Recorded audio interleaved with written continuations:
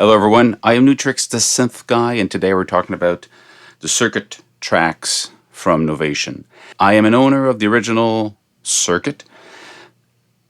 I have a love and hate relationship with this piece of hardware. I like it because it's simple, it's portable, it has its own speaker, it can be a cool sequencer even for external devices. So that's where I like it. What I really dislike about it, even today, and it's been a love and hate, and sometimes I find it cool, sometimes I don't, it's the fact that you don't have the control to really create your sounds. Basically, you select presets, and then you tweak some part of the sound that you don't even know what it is unless you do the job of really assigning them to the same thing all the time. So that's a bit of a pain for me because I'm a synth guy. I love to listen to a sound and go, okay, that could be a cool bass, and then I go in and I tweak the sound. I change the filter, I add some stuff to it.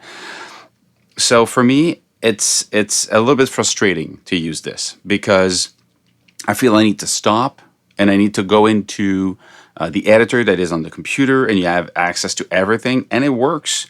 But when you're creating, in my case, I don't like to stop the workflow just to to adapt the sound to what I like and then be inspired by that sound. So the sound design aspect of making electronic music, in my case, is built into my workflow. So I need to be able to control these sounds. So that's why I don't often use it as a sound generator, the original Novation Circuit. I use it more like a sequencer, because that part is just like quick and easy and intuitive to work. And if I use it for the internal sound, I usually don't use it for the internal sound. What I mean by that is I'm going to use the internal sound as I create something with just that box, knowing that when I'm going to hook it up to the rest of the gear I have, I'm going to use it as a sequence. I'm going to replace these sounds. Okay, but that's a personal choice.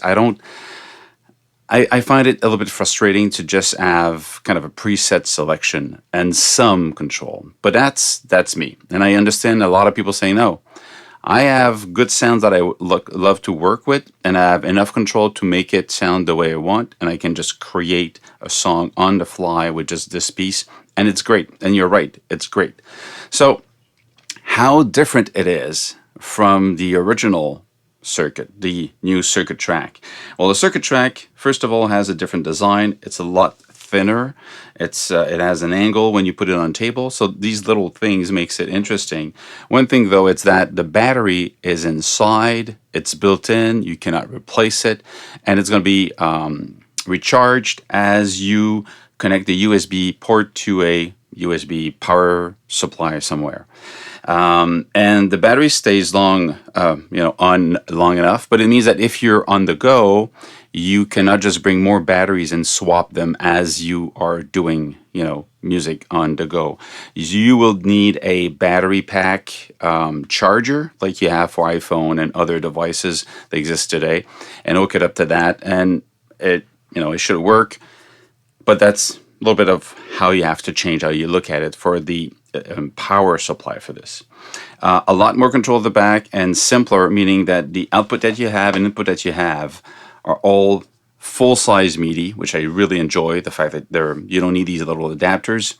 You have 2 ins and 2 outs. 2 outs are for the internal sounds, and 2 ins is basically just a mixer in. So it's not for sampling. It can play sample like the other one before, but it's basically just if you want to have another device, like I have here, the SH01A, which is connected to this via MIDI, the output can be brought back in, and you basically just mix it with the rest. And you also have a little SD card to load in your sample right into this instead of using the computer. So it's a faster way, in a way, to save or transfer stuff, but still it's not sampling. So it's sampling playback or sampling importing, but you cannot just sample with this. It will not record. And the sampling, I would say, editing function are basically non-existent. It's still just you do your job outside, bring it in, and then you can play it. I think it was mostly created first for sampling drums mostly, and then it became other things. but it's still not a full flange sampler. So for those who expected this to be kind of a sampler replacement for another type of, compared to, I don't know, the Roland samplers or Akai samplers, it's not. It's not there. It's basically load the sample that you worked on somewhere else, which is also an option. It's not a problem. It's just, it doesn't do what some people expected it to do. That's what I mean by that. Sound synthesis engine is basically the same. I think it's a drag, mostly because I think they should have gone a little bit further. For me, there's a long wish list I could put on this, but in the end, my problem is you don't have enough control over the knobs. I wish they had a bigger size of this, even twice the size of this, where on one side you've got all the knobs and faders to create your sound, and the other side you have the full flange sequencer. Because I personally have also the Monostation, the Circuit Monostation, which is a full, BassStation II synthesizer with the sequencer. Actually, there's 3 sequencers on this one. So there's one for oscillator 1, oscillator 2, and one for the mod sequencer. So this is really powerful, and I really like this piece of gear. And I wish they had something like this with, you see the space here? If you had more controls, something like that for a circuit something else, that'd be cool. But then again, it's just me talking. It doesn't matter.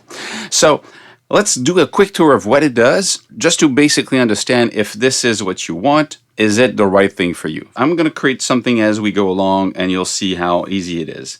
Patterns that you have, the new thing about them is they have, let's say you go into the first one here, you can have 16 or 32 steps. So you can have more than in the past in the other ones. You have 8 different, you've got 2 synth, 2 MIDI tracks, and 4 separate drum tracks.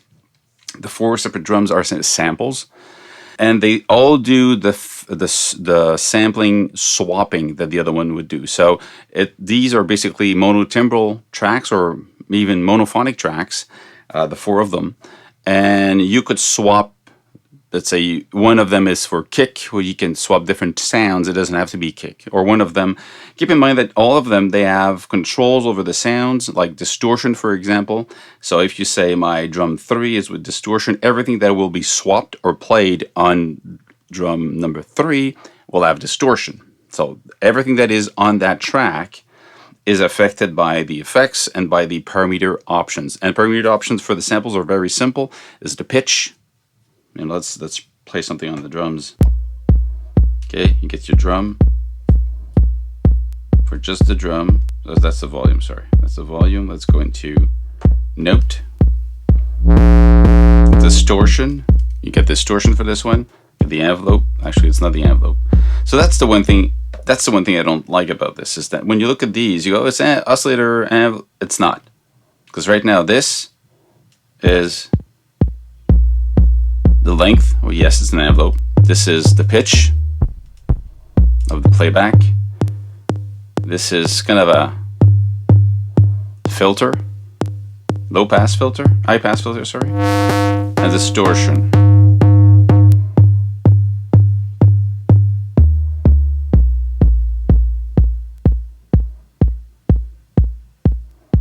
And then you've got the effects. Is this assigned to an effect? You click on the effect. You want it to send to the effect. All right, sorry, this one. No, I don't want it. I want it to send to reverb. No, I don't want it. Okay, so that's it. And you got the mixer, you got the volume for just this one. So these, let's go quickly make a beat. You've got this thing. Let's go pattern, project patterns.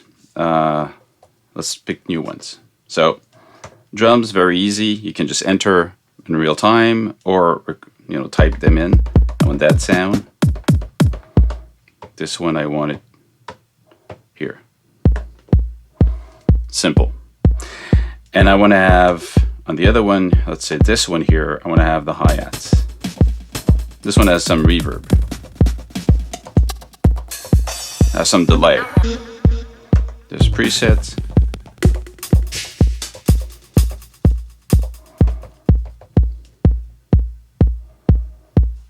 Mixer. If I want less of the effects,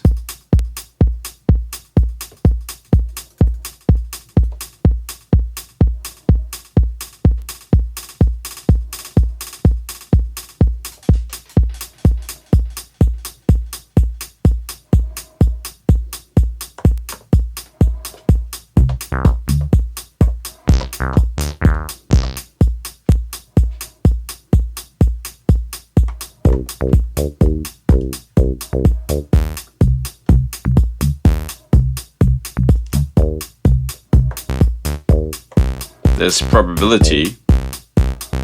See, this one I want to play after time. It's not always playing. Probability. I'll go with the other one here.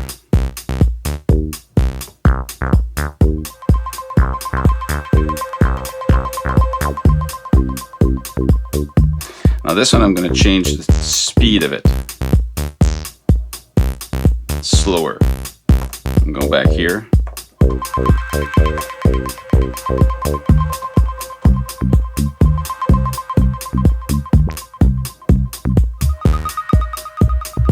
And play with the gate, the length of it. I want it to be long, and this is this long.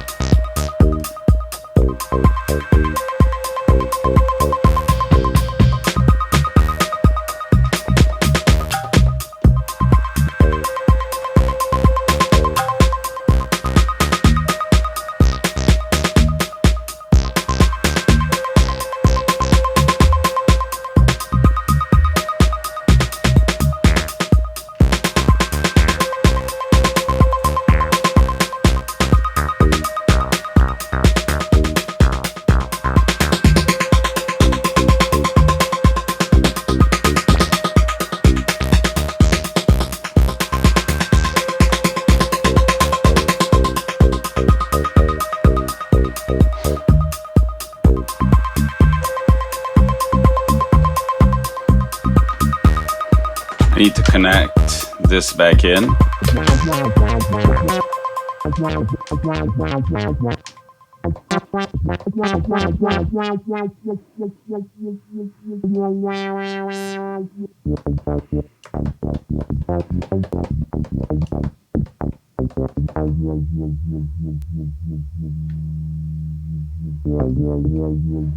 Okay, so now I'm going to record this.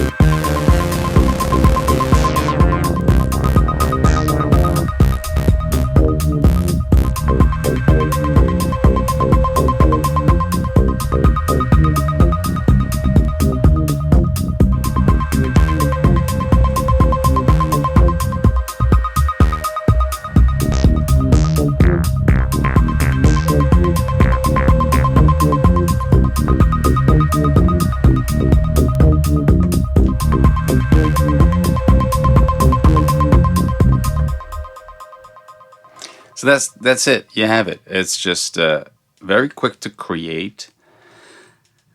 It's what's the plus about this from the other things in the past that they did is that you can actually hook up two MIDI tracks, dedicated MIDI tracks to external devices and send the audio back into the audio or send it to your mixer, whatever it is. And then you can record, you know. You can add this to the rest. Plus there's also a sync, savvy gate sync. So you can actually sync to analog gear. There's a couple of things that don't appear in this that is basically what I think a lot of people will say, well, it's not where I want it to be. The fact that like the audio in comes in, but still USB does not support audio transfer. If this was also an audio interface, hook up to your computer and you could get synth 1, 2, and all the drums sound separately plus the 2 audio in it, that'd be a massive plus.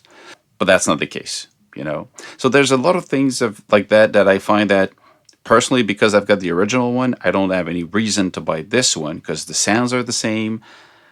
They've got a better layout. They've got more information on the buttons to know what it does, so it's easy to remember. But again, some of them, you basically need to know how it works to be sure you're comfortable with it. But in the end, if you don't have one and you're looking for something that can do what the original circuit did, plus, you know, control external stuff, this is the one. But if you only have the first one, well, maybe you want to replace it because you have some of the features that are more, or maybe just the first one still is the best for you. I don't know. So that's my 2 cents about the Circuit Tracks, and hope it actually useful. And stay safe, make more music. See you soon. Cheers.